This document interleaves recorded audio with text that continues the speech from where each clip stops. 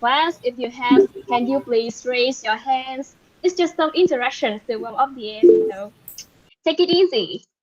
Yeah, you have 10 seconds for this activity, and I'm gonna pick randomly one person to share why you want to be a part of an MNC. Okay, so from now on, an MNC stands for multinational corporation. Okay, so wow, that was so little. Can I have more? Okay, so yeah, can I have Nguyễn Thành Khang Thịnh opinion? Can you turn on your microphone?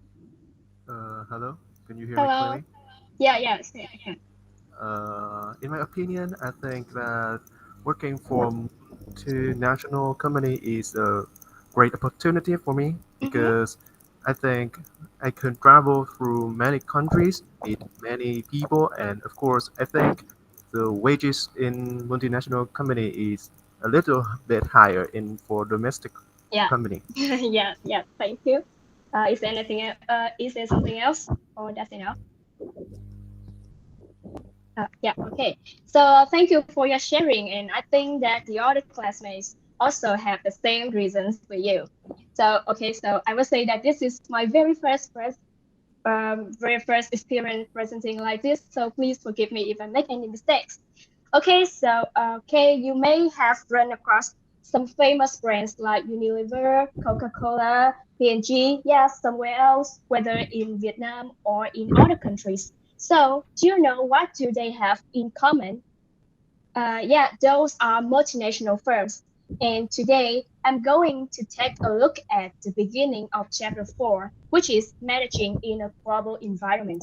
And my presentation is divided into two parts, which is multinational cooperation and how to get started internationally. And stay tuned. All right, let's dive right in. So, to begin with, let me walk you through all the basic things you should know about multinational cooperation. So, have you ever wondered what is a multinational corporation? I must say that an MNC has no precise definition, actually. It has facilities and order access in at least one country other than its home country. So, let's bear in mind, with MNC, business activities should be conducted in at least two countries.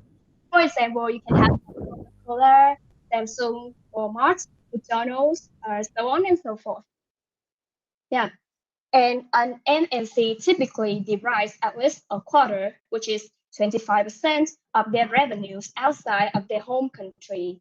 And a multinational company generally has offices and or factories in different countries and a centralized head office where they coordinate global management. Okay, this is a little bit theoretical, right? So I'm gonna give you an example for further explanation. So Coca-Cola, yeah, Coca-Cola is defined as an MNC, obviously. It is a worldwide famous sweetened carbonated beverage brand, and it has its home country in the USA, particularly Alberta, USA. But you know, they have a lot of branches and factories in maybe over 200 countries globally. But it is managed by the home country, which is the USA. And yeah, that's an example. I hope that you understand it better. And okay, last but not least, some of these transnational companies may have budgets that exceed those of some small countries. For instance, if revenues were valued at the equivalent of a country's gross domestic product, which is GDP, the revenue of Walmart is comparable to Greece GDP. Yeah. And now that we have covered that, let's move on to talk about three distinctive managerial characteristics of an MNC. So the first one, an MNC is a worldwide business system in which foreign affiliates act in close alliance. It means that they have a very strong link, very strong connection together, so that they are always willing to share capital or technology and people among country affiliates. For example, people from country A can be transferred to country B, which is the host country, to work. And the second one is the company is controlled by a single management authority. Yeah, only one single. That makes key strategic decisions relating to the parent and all affiliates. And the last one, yeah, the third one is MNC top managers are presumed to exercise, to have a look at a global perspective. They regard the entire world as one market and as one market for strategic decisions, resource acquisition, and local production, advertising, and also marketing efficiency. But in a few cases, the MNC management philosophy may differ from that just described. For example, some researchers have distinguished among ethnocentric companies, polycentric companies, and geocentric companies. For ethnocentric companies, these are the companies which place emphasis on their home countries. Like they take their home countries at the center for all business activities. Yeah, and the second one is polycentric companies. Those are directed toward the markets of individual foreign host country. It means that they have more than one center. And the last one is geocentric companies, which are truly world oriented and favor no specific country. It means that they have the whole world as the center. And as we know, not everything is perfect. And MNC also brings both benefits and drawbacks. As globalization becomes more and more popular, here comes the backlash. So, what's the backlash is about? And I'm going to talk about the globalization backlash. So, when the locals think that the system brings about unemployment for the people in that country, and I'm going to give you an example in the USA. While a lot of Americans think that the employment in the US is due to the overseas jobs offered by state-led transnational corporations, as I said before, but the scientific research shows the opposite, that the employment between the US parent operations and their foreign affiliates are sort of strongly correlated. When hiring grows abroad, it grows at home. And when it lacks at home, it lacks abroad. So for that reason, the unemployment rate in the US might increase accordingly.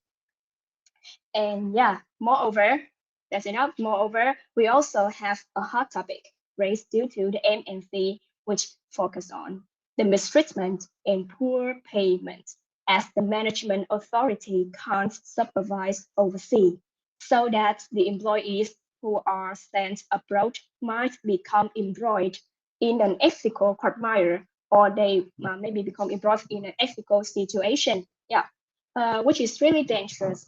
And for example, I'm going to give you a Unical case. The residents of Myanmar allege Unical Corporation for human abuses, like they forced labor, murdered, raped, and tortured during the construction of a gas pipeline. Yeah, and that's the thing. And however, MNC also has the outstanding advantage I need to mention. So that is serving the bottom of the pyramid. Pyramid, you can say it's just the abbreviation is POP. Yeah, it is the multinational corporation strategies for competing in emerging economies while trying to tap tap the unserved customers in those markets. So about POP. POP consists of approximately 4.5 billion people, and those people are who have low income, like they earn less than $1 per day, and they haven't been served by firms as the revenue comes from them is not that worth. So they have to pay more than what they can make. And some kind of FMCG, the fast moving consumer good company sees the potential of POP, such as P&G, Unilever, Coca-Cola, etc. For example, they may come to those poor countries, for example, India, Haiti, to provide jobs or generate goods that meet the demand of these people, such as I remember when Unilever comes to India and they devise Lifebuoy, and Unilever promotes it as the enemy of dirt and disease, which is a really common problem in this country in the current time. Yeah, and that's our example. And now on to the next part, which is the second part, getting started internationally. So there are a couple of ways to enter international arena. The first one is offshoring or global outsourcing, which means they seek cheaper resources such as materials or labor offshore, regardless of countries. And the second one is developed markets for products and services outside the home country, which might include exporting, licensing, and direct investing. And they are called market entry strategies as they represent alternative ways to sell products and services. So let's jump into the first one, global outsourcing or offshoring. So what is the meaning? The company reaches offshoring is when the company reaches out to the international division of labor so that work activities can be done in other countries. That the countries that which take less money to hire laborers or yeah something like that. For example, a United States-based company can produce their goods in Mexico because hiring laborers in Mexico costs less expenditure than in the US. And yeah, let's move on to the next point, which is exporting. About the definition of exporting, exporting is when the MNC keeps the production facilities within the home nation and sell its products in other countries as the modest cost with listed risk. Yeah, for example, Netflix. Netflix is exporting its movie streaming service to customers in Vietnam, in the UK, and in Ireland. Yeah, as well as exploring other countries to move into, like some other country like but exporting also face some difficulties. Yeah, it's unavoidable. Like a physical distance, or they have to encounter the government controls. When you want to export food, such as, for example, African apples or Australian cherries, you need to meet the food safety standard. Yeah, for example, and moreover, you need to face the foreign currencies and cultural differences, so that before exporting, the company need to do a lot of researches in that market before exporting their products to that country. And the next one is licensing. Yeah, the definition of licensing is when a company in one country, which is called a licensor, allows companies in other countries, which is called a licensee, to use some of its resource. And of course, it's not free. They enable the licensee to produce and market a product or service similar to what the licensor has been producing, and that also includes the pros and cons. About the pros side, the company is able to access to international markets, to international trade at low cost. But about the cons side, it limits the company's participation in and control over the development of these markets. And yeah, besides licensing, we also have a special form of licensing, which is franchising. In Vietnamese, it's nhượng quyền thương mại, which means buying a complete package, including equipment, products, product ingredients, trademark and trade name rights, managerial advice, and operating system.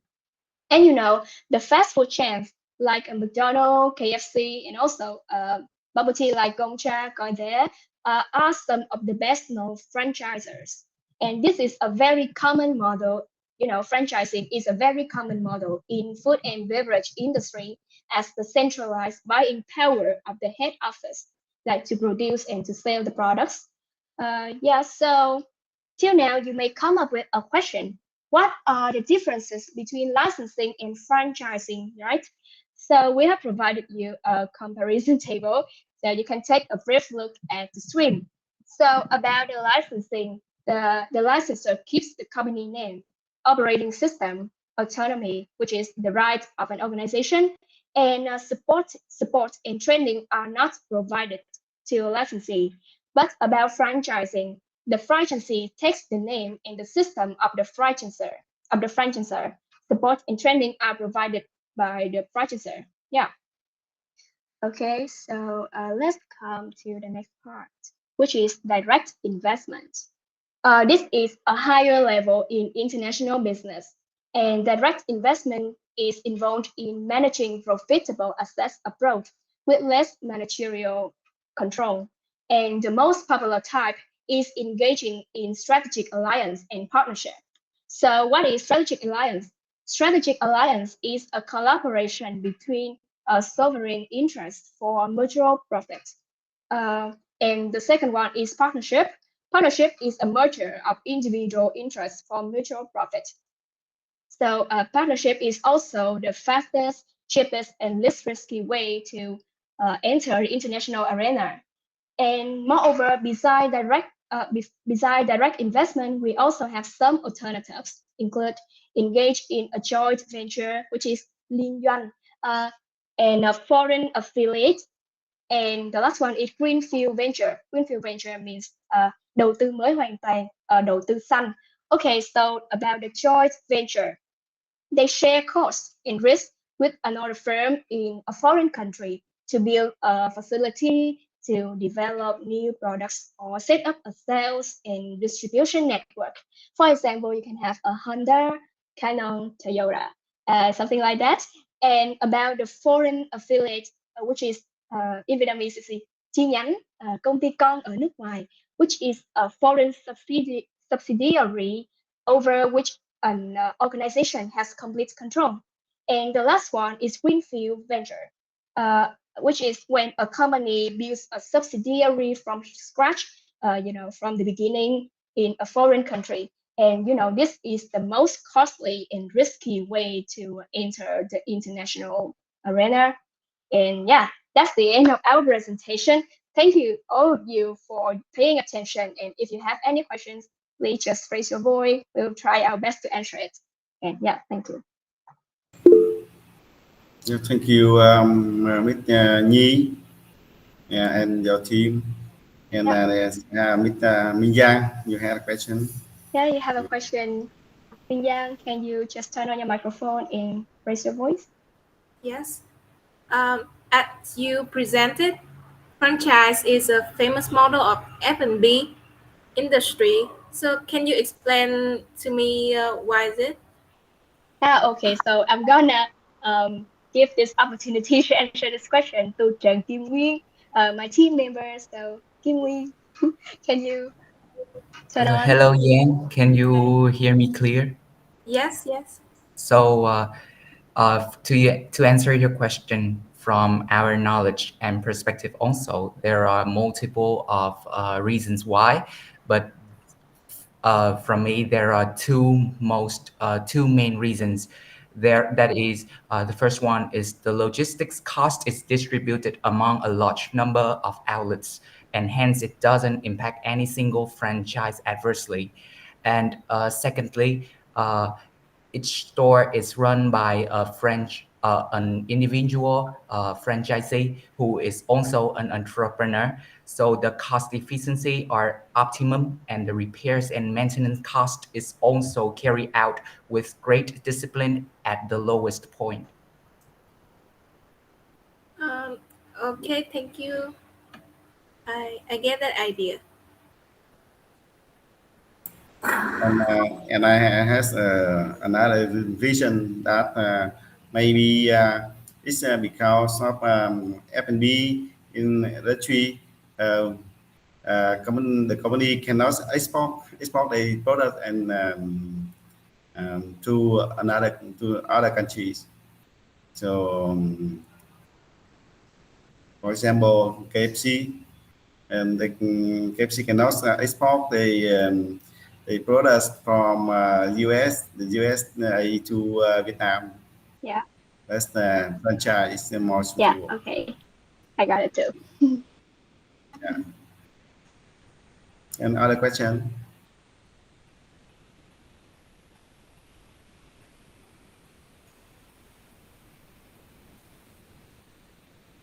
Okay, thank you very much for team number 6. Yeah, thank you, Mr. Khoa. Yeah, and we move to team number 7. You will present this international economic, political, legal environment.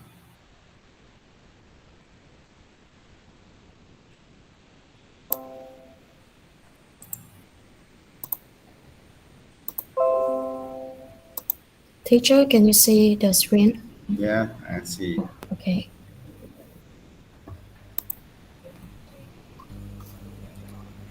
Okay, good afternoon, teacher and all of my friends. We're from Team 7. Our team consists of 5 members, and now we're going to make a presentation about international business environment. Our presentation is divided into 3 main parts: international business environment, the economic development, and legal political environment. So our first member, Kangton, will introduce you the first part.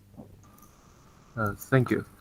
So, hello everyone. I'm the first member of Team 7 to present, and it is an honor for me to talk to you about the international business environment.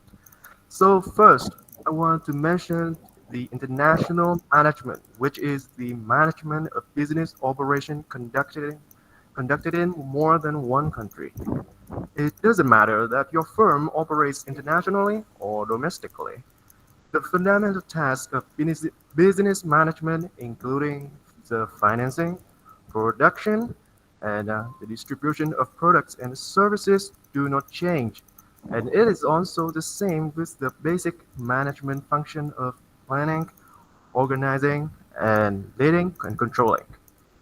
Of course, when performing these on an international scale, it's gonna have more difficulties and risks. Besides some example in the textbook, I want to provide you some furthermore example. First is about Dolce and Gabbana. Their advertisement is about a Chinese woman trying to use chopsticks to eat Italian food. This advertisement was reported, and the brand was under the threat of a possible consumer boycott by the Chinese consumer, which is the biggest consumption market of the brand. Second is Electrolux, a brand about vacuums from Sweden. When introducing their product in the USA, they used the slogan, "Nothing sucks like an Electrolux." But the word suck in English slang means bad, terrible, and as a result, their product not being welcomed by Americans. So, to avoid these mistakes seem funny but not fun like these, we have to use key factors of international environment in this exhibit. So as you can see, the organization have to care about the economic, the legal, political, and the social, cultural. So to summarize, we have 3 things to remember. First, the basic management functions are the same in either a domestic or international subsidiary, but managers will experience a greater difficulties and risks when performing these functions internationally. Second, international management means managing business operations in more than one country. When operating on an international basis, it is important for managers to give considerable thought to economic, legal, political, and social cultural factors. So that's the end of my part. The next part will be presented by Tan. You know, each country has a different level of economic development, but in general, countries are divided into 2 main types. These are developed countries and developing countries. These 2 concepts are very common. All of us have learned them in high school.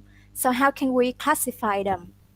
We can use per capita income, which has a formula below. Look at the formula: total income of area divided by total population. Then we have per capita income. Developed countries have high per capita income and they are generally located in North America, Europe, and Japan. In contrast, developing countries have low per capita income and they generally located in South America, Africa, and Asia. Less developed countries is just another name of developing country which has abbreviation LDCS. For example, our country Vietnam is a less developed country and so is China. Although China hosts the world's second largest economy, it's still considered a developing country based on criteria of the World Bank and the United Nations. Okay, let's talk about smart managers. Smart managers usually focus on less developed emerging markets. Why? Because it helps them to reap huge benefits as they often experience faster economic growth as measured by GDP. However, higher returns usually come with greater risk. International organizations also have to face with many challenges such as government policies, the different cultures, financial markets, infrastructure, and so on. Infrastructure is one important factor measuring competitiveness. Next, Gwen will introduce you economic interdependence. So the recent economic crisis has highlighted how interconnected economies are around the world. Well, although the recent crisis might seem atypical, international managers realize that their companies will probably be affected by similar crises fairly regularly. Well, for example, the Asian financial crisis of 1997-1998 affected firms in North America, Europe, and other parts of the world. Well, more recently, the inability of countries such as Greece, Spain, or Italy to make payments on their debt sparked a panic that devalued the euro and threatened the stability of financial markets worldwide. Well, recent financial woes have left a number of countries reeling, as reflected in a misery index created by a Moody's economist. This misery index adds together a country's unemployment rate and the budget deficit as a percentage of GDP. Another reflection of economic interdependence is the fact that parts, supplies, and labor for many companies come from around the world. For instance, in late 2011, Honda, Toyota, and other auto plants in the US, Canada, and Asia had trouble getting the electronics and other parts that they needed from suppliers in Thailand, where historic floods swamped huge industrial sections of this country. Well, to summarize, we have two main ideas for this part. First, countries are economically interconnected, and such financial problems in one area of the world can spread rapidly around the globe. Second, international business managers can expect their companies to be affected by economic problems that cross geographical boundaries. So next part will be presented by Như. Now we will turn to part 3 about the legal political environment. Well, to international firms, they face challenges a host government imposed countless laws concerning labor status, consumer protection, information and labeling, employment and safety, and also wages. Therefore, international managers must learn and follow these rules and regulation as well as dealing with unfamiliar political system with more government supervision and regulation. Host countries often view foreign country companies as outsiders or even intruders, and sometimes are suspicious of their impact on economic dependence and political sovereignty. Let's talk about political risk. Political risk is the risk of loss of access, earning power, or managerial control due to politically based events or action by host governments. Therefore, it will lead to mature concern for international companies. Let's take immigrants for example. The entry of immigrants from Asian countries to several parts of Europe is causing an imbalance in its socio-economic structure. Thus, there may be a rise in local unemployment due to availability of cheap labor from other countries.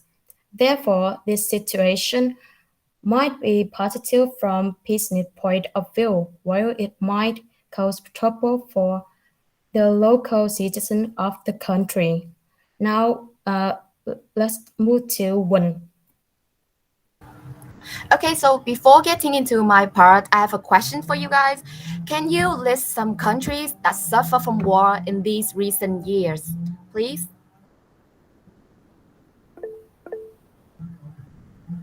Can I have Kim Nguyen? Can you answer?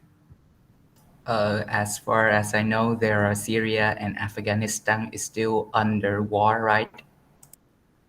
Yeah. Okay, so in your opinion, what have these war-related activities affect the economy of those countries? It's just in your opinion. Kim Nguyen, can you answer?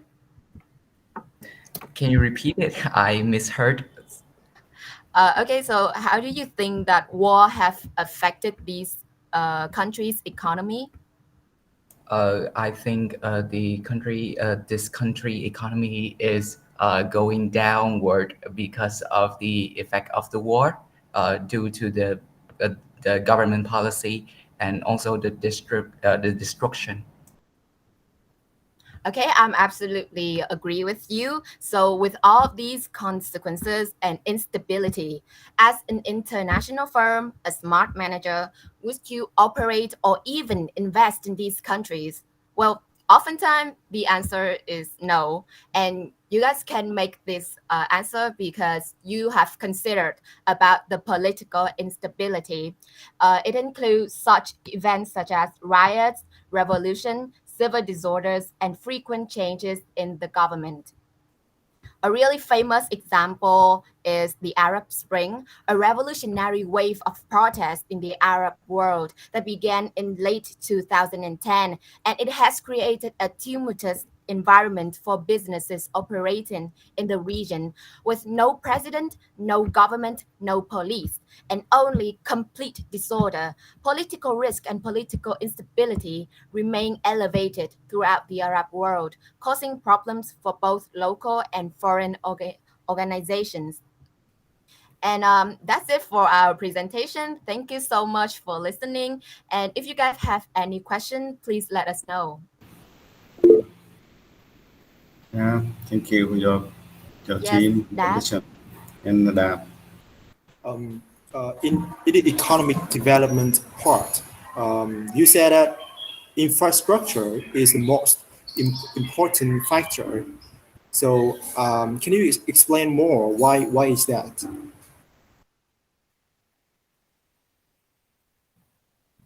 Hello?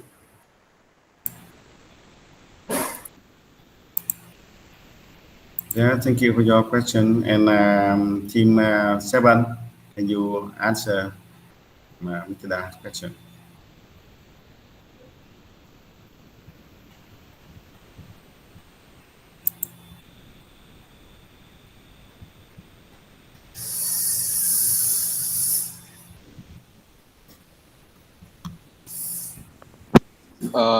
So because Can you repeat the question?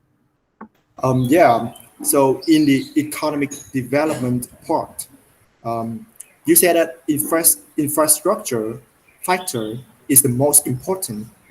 So, can you explain why is that?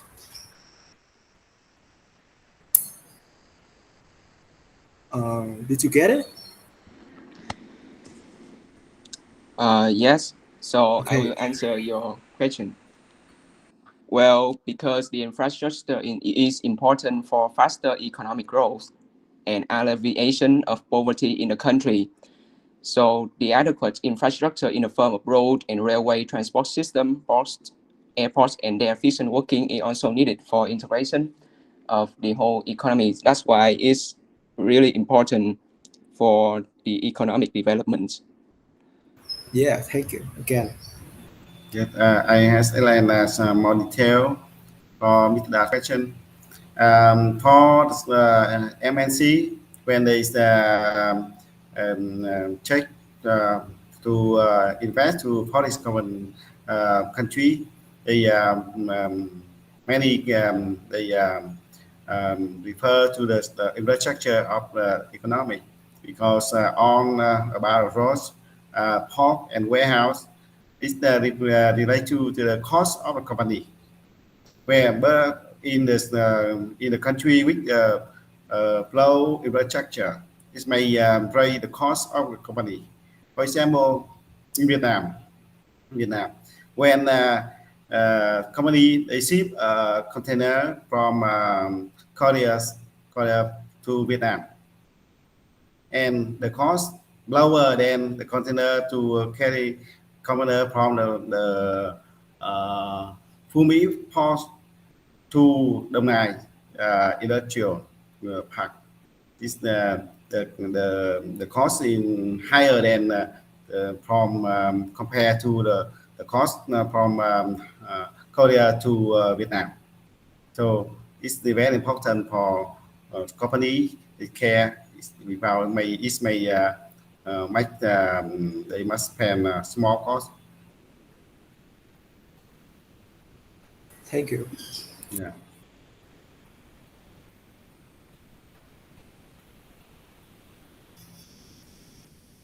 Okay. Any question? Any other question?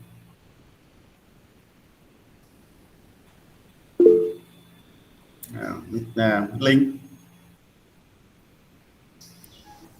So I have one question for group number 7. Can you explain more about the misery index? Okay, so I will answer your questions because that's my part. Well, the misery index is meant to measure the degree of economic distress felt by everyday people due to the risk or actual joblessness combined with an increasing cost of living. Well, the misery index is calculated by adding the unemployment rate to the inflation rate. Well, as can you see from the misery index of our presentations, the 2010 figures suggest significantly greater misery for almost every country compared to the beginning of this century. Iceland and Ireland, two countries hit particularly hard by the recent economic crisis, had a negative misery index in 2000, but registered high scores for misery in 2010. And the United States went from a misery score of less than 5 in 2000 to about 21 in 2010. That's all.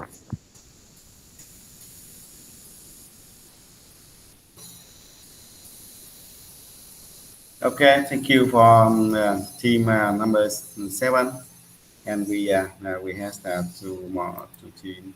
And next, I like to invite team number 8 to present about the hostage the value dimensions.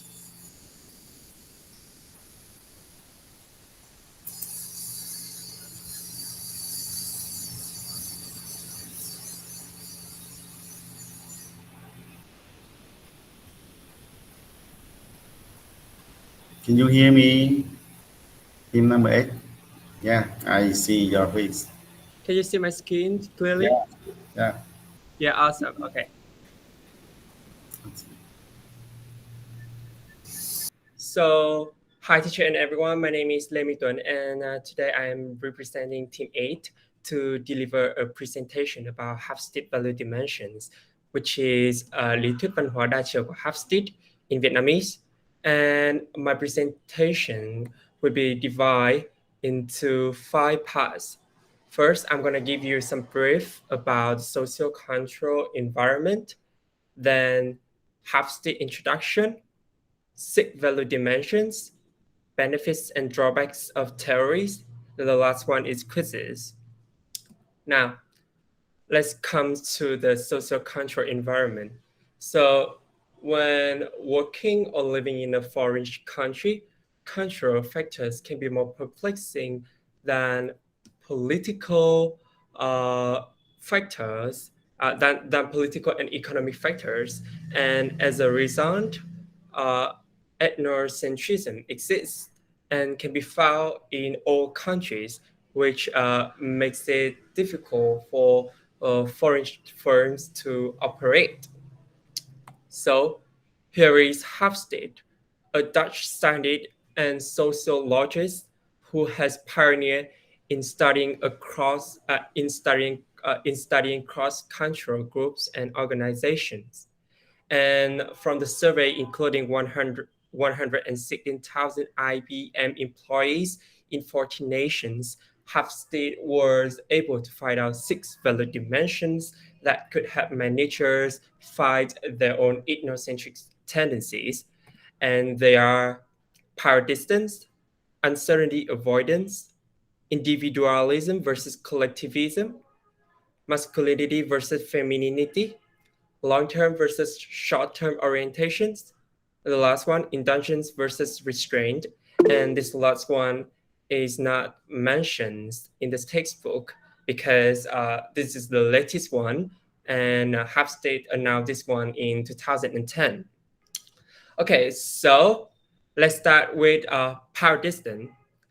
So power distance related to the different solution to the basic problem of human inequality regarding authority. So basically, a company with high power distance, people usually accept inequality in power among institutions, organizations, and people. By contrast, a company with low power distance, people expect equality in power. Okay, so for example, in a company with large power distance, an employee knows their place as a subordinate, respect and obeys their superiors, their superiors, that rather than take part in decision-making process, and vice versa. In small power distance, in small a company with small power distance, uh, control organizations, employees directly affect the decision-making process and distribution of power. Okay, so next I will focus on uncertainty avoidance. So uncertainty avoidance related to the level of stress in the society in the face of an unknown future. So a company with high uncertainty avoidance, members of our society feel uncomfortable with uncertainty and ambiguity, and they support the beliefs that promise certainty and conformity. And a company with low uncertainty avoidance, people usually welcome uncertainty and ambiguity. So, for example, people avoiding uncertainty usually uh, more emotional and innately nervous, while people accepting uncertainty are more susceptible to opinions different from theirs. Okay, so moving on to the next part, let's talk about the individualisms versus collectivism. So individualism, which means chủ nghĩa cá nhân in Vietnamese, and collectivism means chủ nghĩa tập thể in Vietnamese.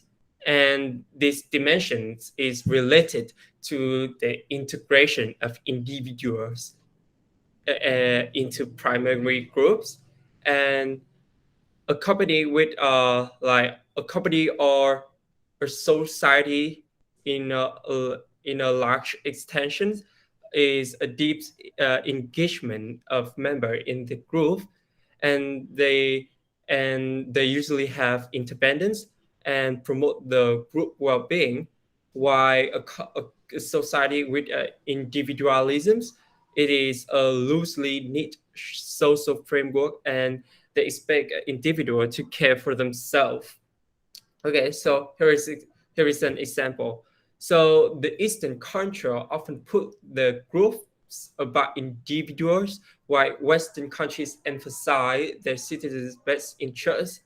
So as you can see in the nowadays, like COVID-19 pandemic, Americans and Europeans display individualisms as wearing masks walk up to the residents or citizens, while in Asian countries, the government passed the law to press society to wear masks. Next, I like to give an overview of masculinity versus femininity. So this is related to the divisions of emotional roles between women and men. And both men and women subscribe to the dominant values in masculine and feminine cultures. As you can see, with about masculinity, they are often valued for achievement, heroism, assertiveness, work sensuality, and material success.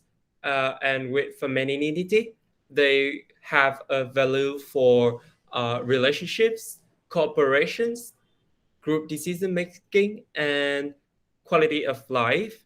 So here are some like leadership traits different between masculinity and femininity.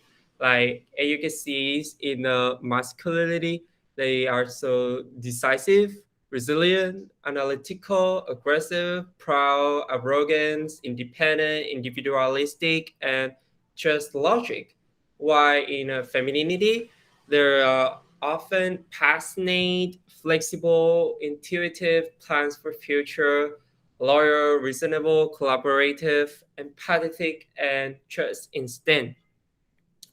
Okay, so uh, this last but not least, I have long-term versus short-term orientation. So it is related to the choice of focus for pupil effort. So you can see on the screen, my cursor is pointing at the future and the past and the present. So these are the keywords for long-term and short-term orientation.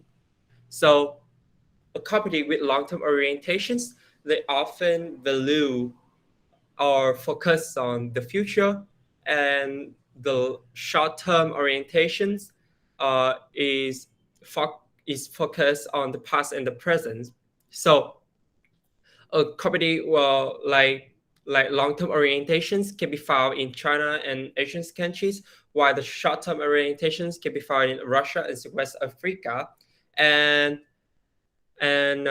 frequently the long-term orientations are a company with long-term orientations often values for thrift and perseverance, while the company with with short-term orientations they often value for tradition and meeting social obligations.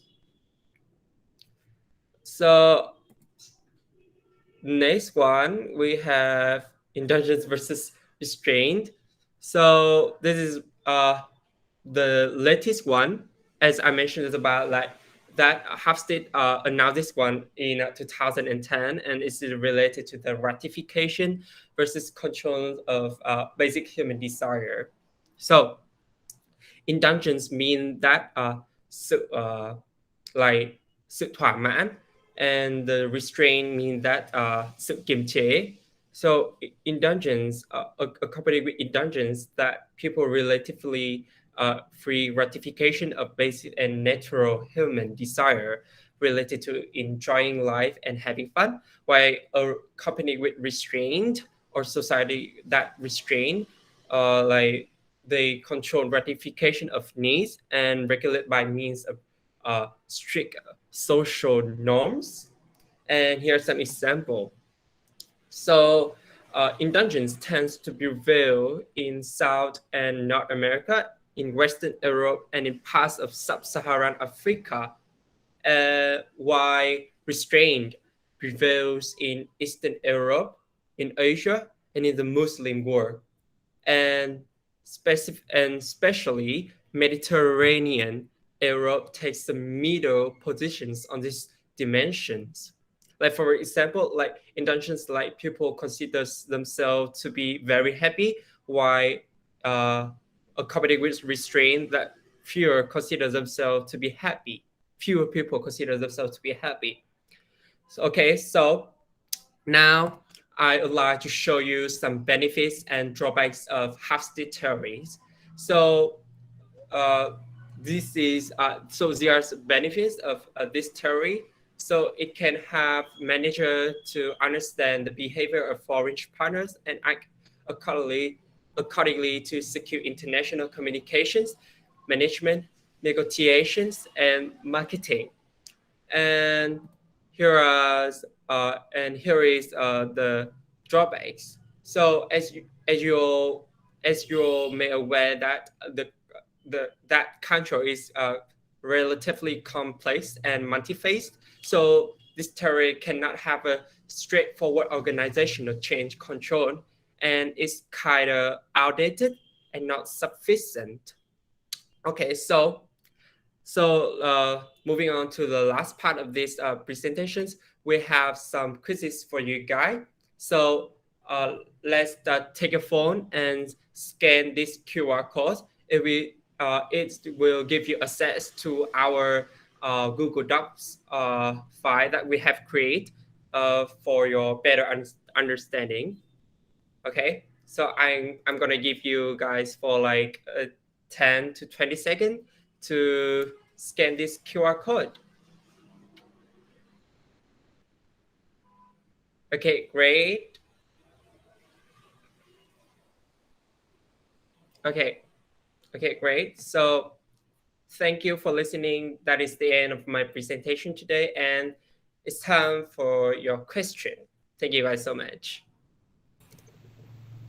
Thank you, Mr. Tuấn, and thank you, team members 8, with a very interesting presentation and very clear about the holistic value dimensions. Any question for team number 8? Thanh Thương. Well, I have a question for you. Do you think Vietnam is a country with high or low power distance, and why? Well, actually, I think Vietnam is a country with high power distance. Like it is clear in a daily basis, and you can see not only for clear example right now in EVH, you can see the high power distance. I agree with Mr. Tuấn. Vietnam we has a high power distance, and many countries in Asia has high power distance. Maybe Vietnam and Korea and Japan and so forth. Thank you for your answers. Yeah. Okay, thank you. So have you guys had any further questions for our team?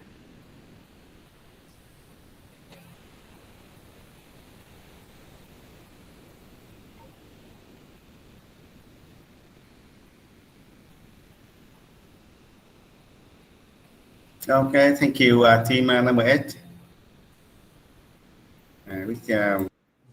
And now we move to the last team, team number 9, with the presentation of global project values dimensions. Okay. Hello, teacher. Can you see my screen? Yeah, I can see your screen. Okay. Hello, everyone. My name is Tan Vong, and I'm gonna be the first presenter of Team 9 today. Introduce you guys the Globe Project Value Dimensions. So first, let me introduce you my 4 beautiful and handsome members in my team and our responsibilities in the presentation. Okay, so let's jump into the main topic, which is Globe Project. What is Globe Project? Globe Project stands for Global Leadership and Organizational Behavior Effectiveness Project. It extends Hofstede assessment and offer a broader understanding for today's managers. Its main purpose is to determine how people from different cultures view leadership. The Globe Project is an organization that studies culture, leadership, and organizational effectiveness. And lastly, Globe project used data collected from 18,000 managers in 62 countries to identify 9 dimensions that explain cultural differences. Here I listed 9 value dimensions of club versus to the Hofstede assessment. And as you can see, there are many similarities between two categories. However, as I mentioned before, club value dimension extends from Hofstede assessment. So today we are going to talk about the assertiveness, gender differentiation, future orientation, and the two value dimension unique to the club value dimension, which are performance and human orientation. So let's jump into the first point here is that assertiveness. Tính quyết đoán. Assertiveness is the degree to which individuals are forceful, confrontational, and aggressive, as opposed to cooperative and compassionate. A high value on assertiveness means society encourages toughness, assertiveness, and competitiveness. A low assertiveness means people value tenderness and concern for others over being competitive. So let's look at the examples of country rankings on selected club value dimension in terms of assertiveness. Um, in in high assertiveness countries like Spain, United States, and Germany, the communication here is direct and unambiguous, so that individual initiation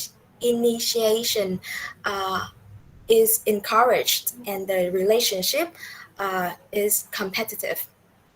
However, in the low assertiveness country rankings like Sweden, Switzerland, and Japan, managers in this country are likely to look for consensus and cooperative decision making.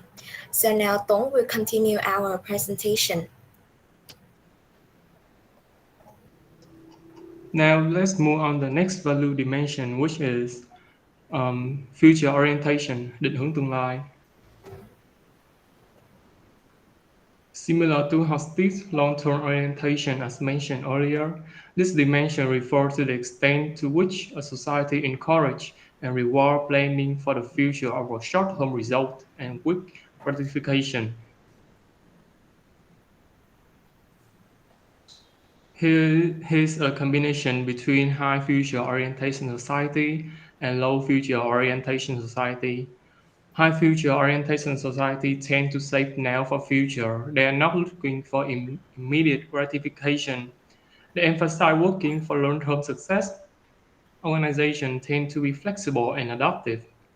They view material success and spiritual fulfillment as an integrated whole. On the other side, low future orientation society tend to stay now rather than save. For example, when you look at the US household market 10 years ago, people were spending more than they made, which means they're willing to borrow just to get what they want rather than save for what they want in the future. They also prefer gratification as soon as possible. Organizations tend to be inflexible and more adaptive, and they view material success and spiritual fulfillment as separate, requiring trade-off. Here, here are example of country ranking on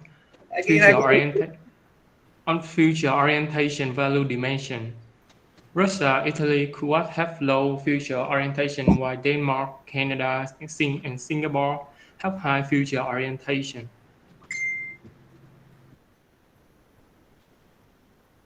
Now let's move on the next value dimension, which is gender differentiation, sự khác biệt về giới. This dimension refers to the extent to which a society maximizes gender role differences. Here are examples of country ranking on gender differentiation value dimension. In countries with low gender differentiation, such as Denmark, Sweden, and Poland, Women typically have higher status and play a larger role in decision making, provide more opportunities for women, and have more women in the position of power. But there are countries that have much more higher differentiation, where differences between men and women are very pronounced. You probably know, for example, that in Saudi Arabia, women who were just granted the legal right to drive a car. Other countries include South Korea, Egypt, and China. Accord men higher social, political, and economic status, and women generally have lower status at work and in the culture. Next, we have Alihan to present. So on to the next dimension is performance orientations. This is one of the unique uh, dimensions in global projects. Performance orientation is the degree to which innovation, high standards, and excellent performance are encouraged and rewarded. So countries with high performance orientation value materialisms and competitiveness, and they expect to invest in training to promote performance improvements. So here we will have quick questions for all of you guys. So have you ever been a situation that your friends being more successful than you? So they share that success with you, and how do you feel in that moment? And so I see someone raising hand here. Can anyone answer the questions? Maybe Minh Thư. So can I answer the question? Um, so Sure. when I so whenever I hearing someone else or my friends sharing their success, I feel a little envious, but not like envious for herself, but like I want to look back to myself and like feel really disappointed of myself and feel really rushed about my time. I like feeling like I need to try more and using my time much better. Like try to chase someone else's success, but not myself. Yeah, that's all. So that's a great examples for performance orientation. We can put this into workplace. So for example, your colleague share your success with you, and at that moment you will have a feeling that you want to be better, you want to be as best as you can, and as a consequence you will invest more in your study, in your job. You will do more research in order to attain more achievement and in order to promote in your career. So that is an example for value from competitiveness in performance orientation. So move on the next slide. We will have a table compare high performance orientation and low performance orientations. So high performance society, they value from competitiveness and materialism, as I explained before, whereas low performance orientation, they value societal and family relationship. They also value harmony with the environment. High performance orientation view formal feedback as necessary for performance improvement. Low performance orientation, whereas view formal feedback as judgmental and discomforting. High performance orientation value what one does more than who one is. Low performance orientation value who one is more than what one does. So the point here that whatever you do is more important than who you are in high performance orientation. High performance orientation also expect direct, explicit communication, whereas low performance orientation expect indirect and subtle communication. So the point 4 here is basically similar to the point 2. So in high performance orientation organization, your colleague tend to give you direct comments on your working behavior. So for example, they will speak straight to you that you are doing so bad, you are doing this not, you are doing incorrect or something like that. Whereas anyone who have subtle communication, like to consider something good, and then you um, consider something good and then you emphasize their fault is considering this respect in a high performance orientation. So move on to the next slide. We will have an examples of country ranking on this dimension. So we can see here Russia, Greece, and Venezuela have pretty low on this value dimension, whereas United States, Taiwan, or Hong Kong have very high in performance orientation. Move on to the next dimension is humane orientation, quan tâm con người. This is also a unique cultural dimensions uh, according to Hostel. So humane orientation is the degree to which fairness, altruism, generosity, and kindness are encouraged and valued in a measure of a country's humane orientation. So in the nations with high human orientations, individuals are highly responsible for promoting the well-being of others, as opposed to the state of providing social and economic support. So the point here is in the nation with high human orientation, you are urged to care more for other people.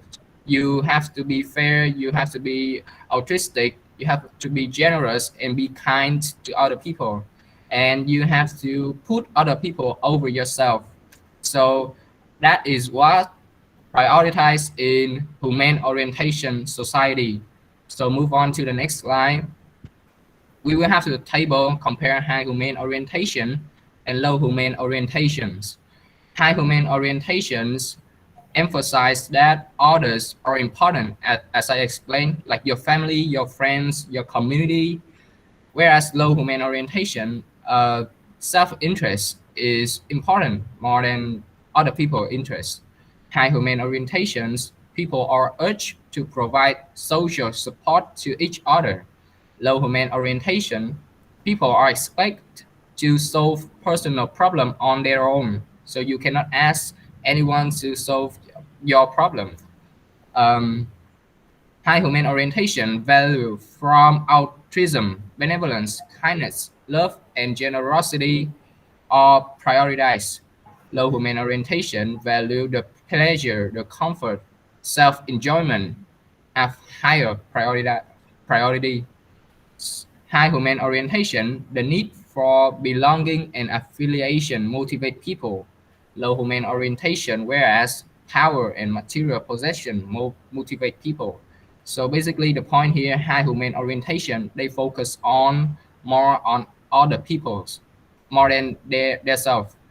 In low human orientation, power and material possession like money, like your power in your organizations is whatever motivate people. So that's a basic difference.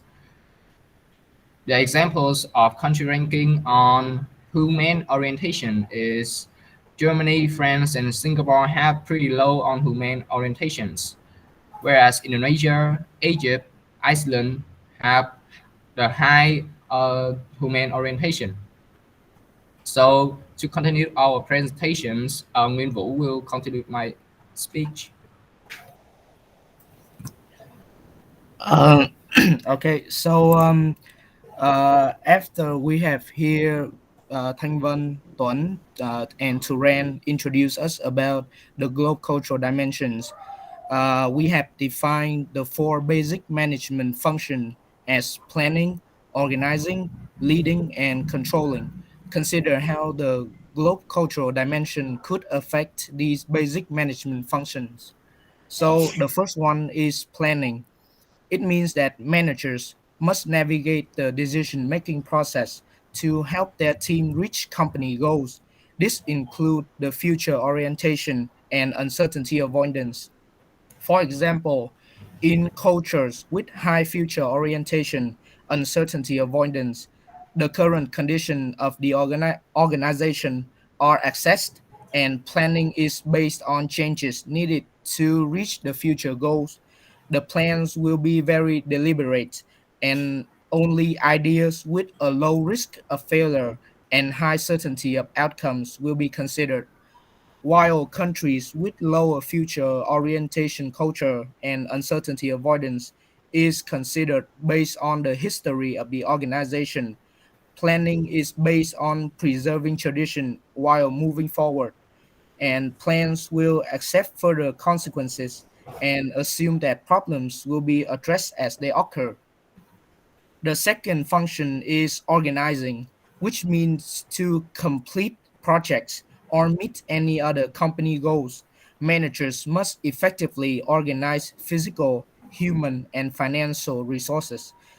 This includes performance orientation and institutional collectivism. In country with high institutional collectivism and low performance orientation, cooperation and collaboration would be emphasized as outcomes would be more effective. Also, organization based on teams and group efforts would be likely most effective. But in countries with low institutional and high performance orientation cultures, more hierarchical structures with clear lines or well defined responsibilities work best. Organization would be based on individual achievements, and their performance would be based on ranking compared to each other. Move on to the next function is uh, organ is leading. Managers are responsible for motivating team members and providing the direction to accomplish business goals and objective. This includes the power distance and humane orientation.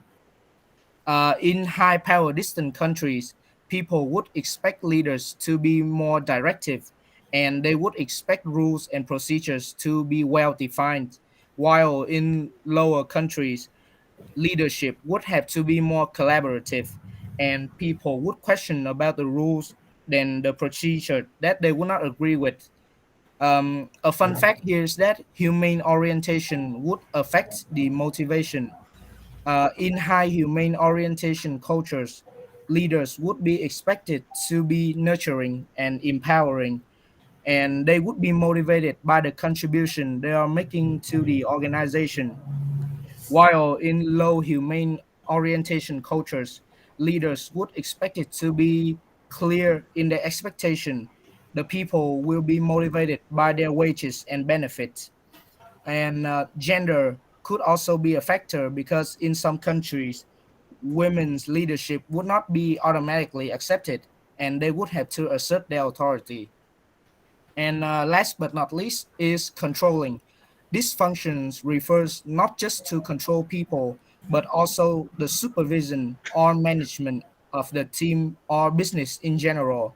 This includes assertiveness and power distance. So, in high assertiveness and power distant countries, managers would be directive and strict. They would control through close observation and punishment. And also, directive managers would likely have more power and be more effective than the participative managers.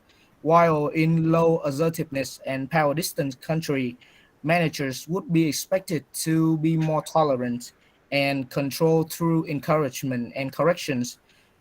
Beside all of that, all managers are treated equally and there are no priority in the level of power in the organization. So, in conclusion, these four functions of management aren't always mutually exclusive activities. Rather, they are the collective of responsibilities that managers should make sure they are fully satisfying when making any given decision. And this is also the end of our group presentation. And thank you for listening. So if anyone have a question, please raise your voice. Thank you, team number 9. Very nice presentation. Yeah, nice. And any question?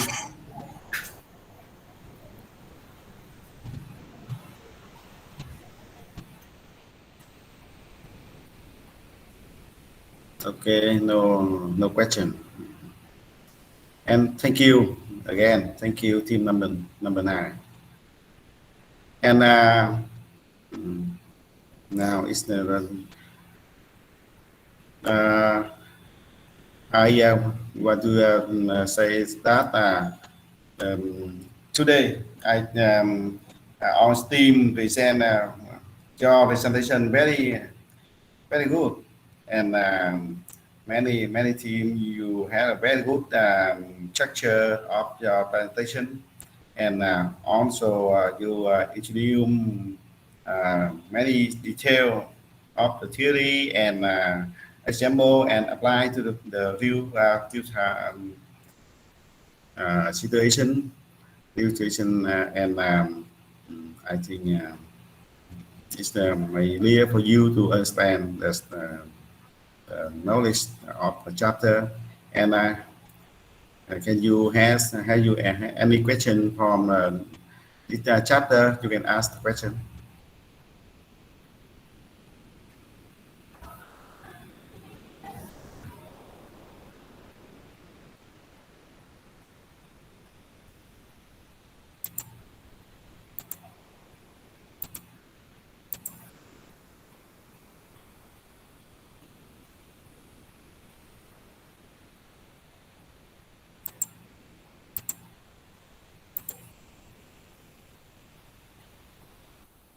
Okay, we just go through the chapter 4, managing in a global environment, and there's on the outline of the chapter 4.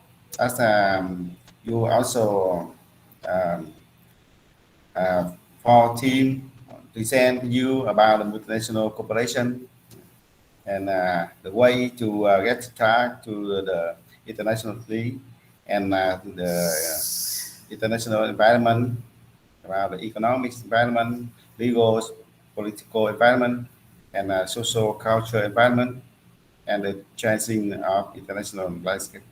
And use study more deeply about the holistic value dimension and the law project value dimension. Yeah. And today there's some I like some the picture about today the changing international landscape today. Use the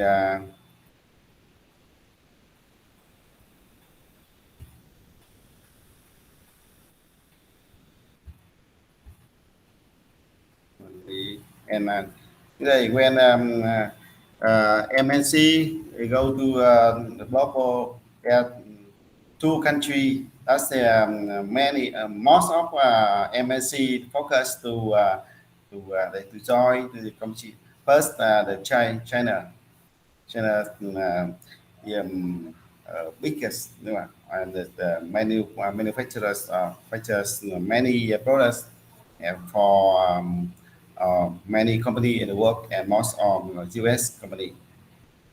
And China also had a very big population, uh, and many companies can want to join Chinese markets, and they can sell the products and service to the Chinese in Chinese markets. And the second, as the India has because many India they're very good in English, and they can provide service to overseas company, for example, about the call center and data processing, computer programming, technical support, and accounting and so forth for many country in the world. And the third, that's the Brazil. Brazil is provide many raw material from agriculture to and mining and manufacturing for uh, uh, Polish company, and they have a very important. And we had a term that rich, rich. As President Brazil, be Brazil, and Russia, and I, India, and C, China. That four countries that's concerned as the emerging economy, emerging country in the world. And today there are many international trade alliance to make that can help the company from from many countries can they can has low relationship and collaboration with together, and they can provide the product and service with the higher quality and cheaper cost to the markets. And many, for example, zero agreement of tariffs and trade, the gas and World Trade Organization (WTO), and Vietnam also a member of WTO, and European Union, and also NAFTA, North American Free Trade Agreement, and many association or trade alliance between country to help country to go to the global easily. So that's about this chapter 4, and I added some remarks in you that I has also raised also for wait a moment. I also raised you can on our team you can upload your registration to this the assignment, so you can I can download and report for on your team. And also you should on the team you should share your slide to order on member of the class, so you can review the content of the chapter easily. And next Friday, I remind again, next Friday, team number one, you prepare and you will present the content of our chapter 5. And after that, next Friday we will do Kahoot to you can review the knowledge from chapter 2, chapter 3. If we have time, we have review knowledge from chapter 2, chapter 3, or chapter 4. So that's the plan for next Friday. So any question?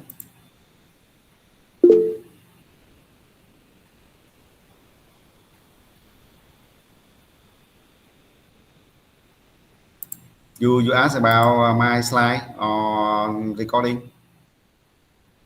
The record. Yeah. Yeah. Of course. Yeah. Of course. I will upload to your last in LMS. Thank you. Both, please. Also, your slide. Because